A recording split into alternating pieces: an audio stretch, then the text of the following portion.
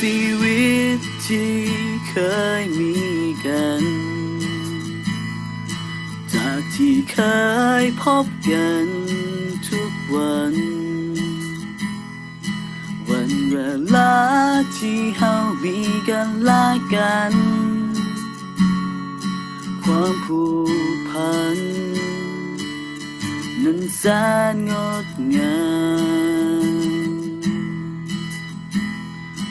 ต่อจากนี้คงบ่มีอีกแล้วส่วงเวลาที่ใส่ห่วมกัน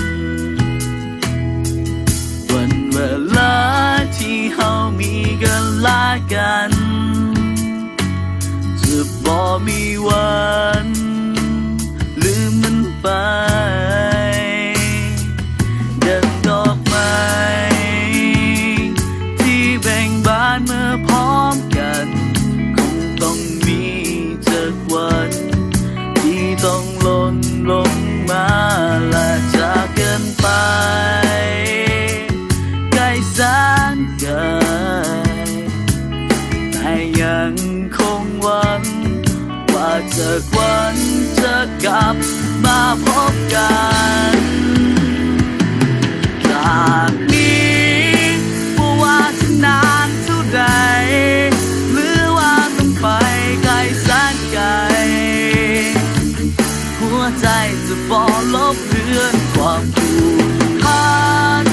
เวลาที่เฮามีกัน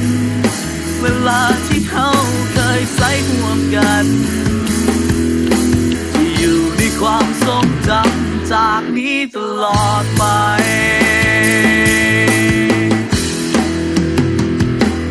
ในปัญหาที่เฮาเคยได้เจอ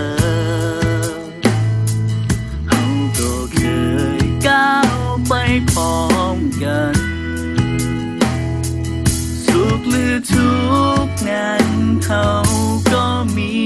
กันจะบ่เปลี่ยนผ่านตลอดไปแต่ดอกไม้ที่เบ่งบานเมื่อพร้อมกันก็ต้องมีสักวันที่ต้องหล่นลงมาและจากกันไปไกลแสนไกลแต่ยังคงหวังว่าสักวันจะกลับมาพบกันจากนี้บ่ว่าจะนานเท่าใดหรือว่าต้องไปไกลแสนไกลหัวใจจะบ่ลบเลือนความผูกพันเวลาที่เฮามีกันเวลาที่เฮาเคยใส่ห่วมกันที่อยู่ในความทรงจำจากนี้ตลอดไป